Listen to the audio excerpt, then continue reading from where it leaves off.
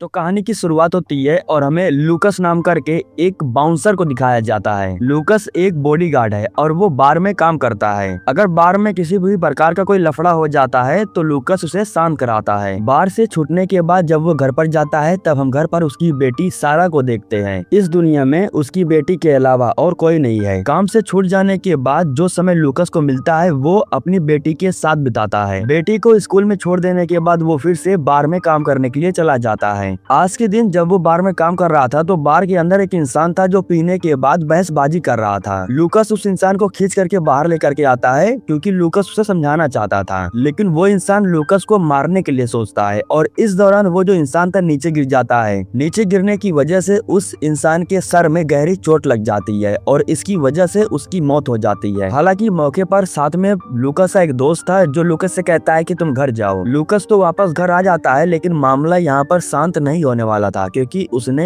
एक इंसान को मार दिया था। वैसे ये सब कुछ अनजाने में हुआ था, लेकिन ये बात सिर्फ उसके दोस्त को पता है, पुलिस को नहीं। उसका दोस्त लूकस से कहता है कि तुम उस बार में कभी मत जाना, मैं तुम्हारे लिए दूसरा काम ढूंढ लूंगा। अब इस दौरान जो लूकस का दोस्त था वो लूकस को एक बार के बारे में बताता है जिसमें काम खाली था। काम के सिलसिले से लूकस उस बार में जाता है जहाँ उसकी मुलाकात गेट नाम करके एक इंसान से होती है। वो लूकस को लेकर के एक बेसमेंट में जाता है और वहाँ पर छोड़ देता है, जहाँ हम देखते हैं कि और भी ढेर सारे लोग आए थे काम के लिए। गेट सभी लोगों से कहता है कि तुम में से जो जिंदा बचेगा उसी को बाउंसर का काम मिलेगा। अब सभी लोगों के बीच में फाइट होती है और फाइट के दौरान बहुत से लोग घायल होकर के नीचे गिर जाते हैं। आखिरी में लूकस एक मोटे हट्टे कट्टे इंसान को भी घायल करके नीचे गिरा देता है, जिसकी वजह से अब लूकस को यहाँ पर बाउंसर का काम मिल चुका था। हालांकि सारा ये नहीं चाहती थी कि उसके पिता ऐसी जगह पर काम करें जहाँ उनकी जान को खतरा हो। आज रात लूकस अपनी बेटी के साथ में रुकता है और उसके साथ अच्छा समय बिताता है। अगले दिन बेटी को स्कूल ड्रॉप करने के बाद जब वो काम के लिए जा रहा था तभी उसके सामने दो पुलिस वाले आ जाते हैं। अब ये लोग लूकस से पूछताछ करने के लिए उसे अपने साथ लेकर के जाते हैं। यहाँ पर हम इवान नाम करके एक पुलिस ऑफिसर को देखते हैं जो कि लूकस से कहता है कि तुम इस समय जिस बार में काम करने जा रहे हो वो डेरेक नाम करके एक गैंगस्टर का है और जो डेरेक है वो नकली नोटों को बना करके उसे ट्रांसपोर्ट करता है। हम उसे रंगे हाथ पकड़ने के लिए कई दिनों से कोशिश कर रहे हैं लेकिन पकड़ नहीं पा रहे हैं। अब जैसे कि तुम वहाँ पर बाउंसर का काम कर रहे हो इसलिए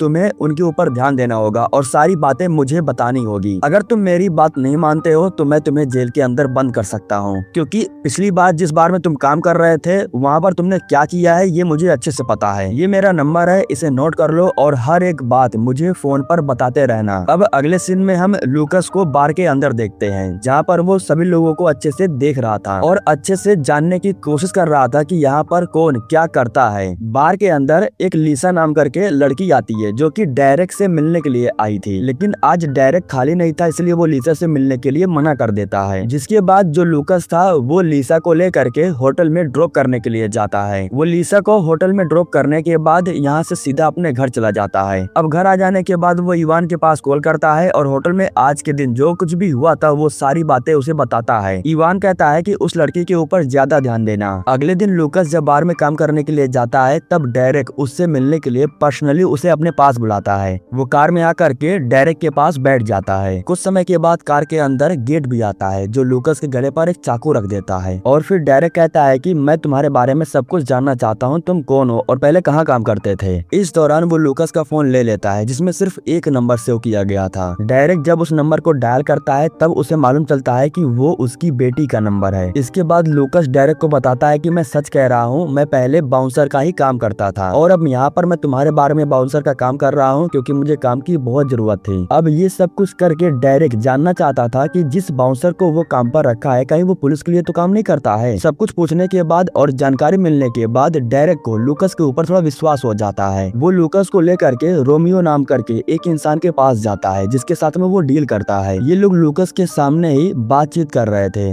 रोमियो ढेर सारे पैसे छापने की डिमांड कर रहा था क्योंकि उसे जल्दी ट्रांसपोर्ट करना था। अब रोमियो की बात सुनने के बाद डेरेक को पैसे जल्द छापना होगा। खैर काम पूरा हो जाने के बाद वो लूकस को ला करके उसके घर पर छोड़ देता है और इतना ही नहीं बल्कि डेरेक अपनी लाखों की कार लूकस को गिफ्ट कर देता है। हालांकि लूकस उस कार को लेना नहीं चाहता था, लेकिन फिर भी डेरेक के कहने पर वो कार को ले लेता है। अब अगले दिन वो अपनी बेटी को लेकर के हॉर्स राइडिंग पर आता है और इस दौरान वो इवान के पास कॉल करके वो सारी बातें पैसे इवान को बता देता है। इवान कहता है कि मैं उस समय का इंतजार कर रहा हूँ जब वो पैसे छापने निकलेगा। मैं उसकी ही लोकेशन पर आकर के उसे रंगे हाथ पकड़ना चाहता हूँ। उसी समय लूकस के पास डेरेक का कॉल आता है और वो लूकस से कहता है कि तुम्हें लीसा को लेकर के मेरे पास आना होगा। वो अपनी बेटी के साथ लीसा को पिकअप करने के लिए होटल के पास जाता है। लीसा को कार में बैठाने के बाद वो उसे ले जाकर के उस जगह पर ड्रॉप कर देता है जहाँ पर डेरेक ने उसे ड्रॉप करने के लिए कहा था। उसको ड्रॉप कर देने के बाद फिर से डेरेक कॉल करता है और लूकस को एक नई लोकेशन पर आने के लिए कहता है। डेरेक के लोकेशन भेज देने के बाद लूकस अपनी बेटी के साथ उस लोकेशन पर जाकर के पहुंच जाता है। वो जैसे ही वहाँ पर जाता है तो बाहर के साइड में ही उसकी मुलाकात डेरेक से हो जाती है। अंदर जाने के बाद वो गेट से मिलता है और गेट उसे काम के बारे में बताता है। दरअसल एक बैग था जो लूकस को पार्सल करना था।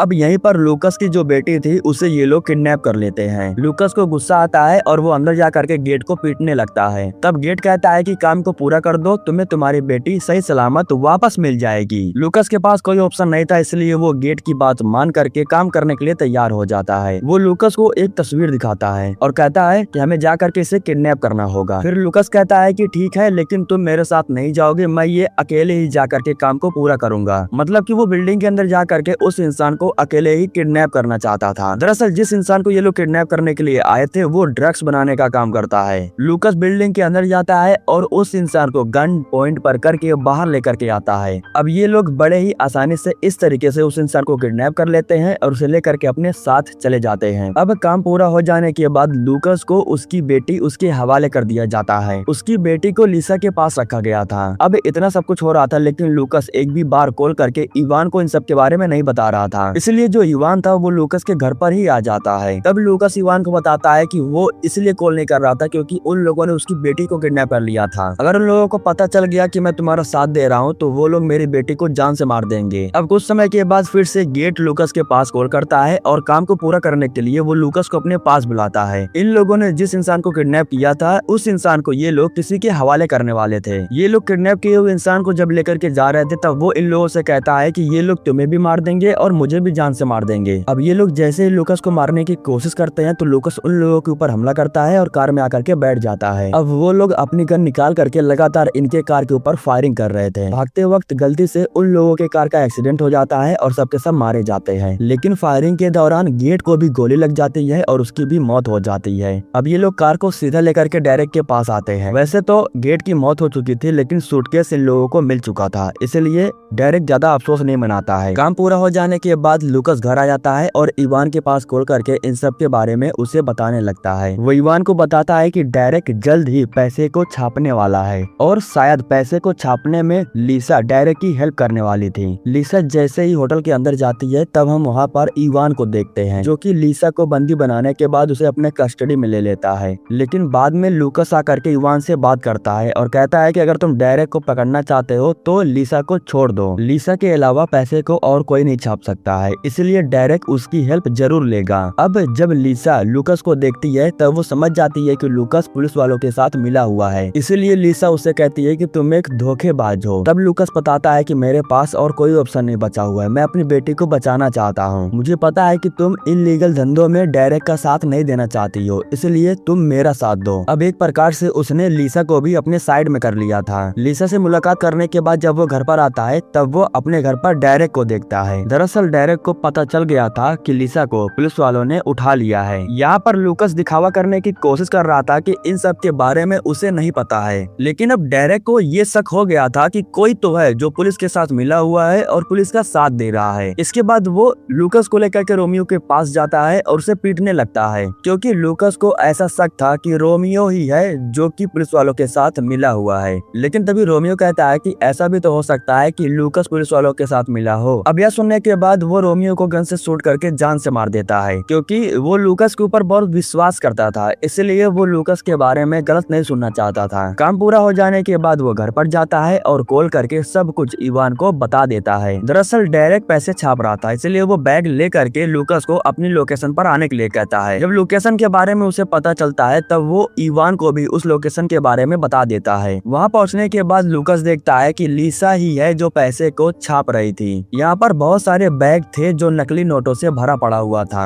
और अब डेरेक इन बैगों को अलग अलग देशों में ट्रांसपोर्ट करने वाला था। लेकिन उसी समय इस लोकेशन पर इवान अपनी टीम को लेकर के आ जाता जाता है। पुलिस को देखने के बाद डेरेक समझ जाता है कि आज तक उसे धोखा देने वाला कोई और नहीं बल्कि लूकस ही था। अब जैसे ही लूकस को गोली लगती है तो वो घायल होकर के नीचे गिर जाता है। इसके बाद जो इवान था वो डेरेक और लीसा को भी गन से शूट करके जान से मार देता है। इन दोनों को मारने के बाद इवान लूकस को भी गन से शूट करने के लिए आता है, लेकिन उस समय लूकस इवान के ऊपर हमला कर देता है, जिसकी वजह से इवान नीचे गिर जाता है। अब इन दोनों के बीच में हाथापाई शुरू हो जाती है और इस दौरान जो लूकस था वो इवान को बहुत मारता है। अंत में जब इवान की मौत हो जाती है तब लूकस गन लेकर के बाहर आ जाता है और फिर लूकस यहाँ से चला जाता है। इसी के साथ दोस्तों ये कहानी यहीं पर खत्म हो जाती है। हमारे YouTube चैनल को सब्सक्राइब करने के लिए आप लोगों का दिल से शुक्रिया।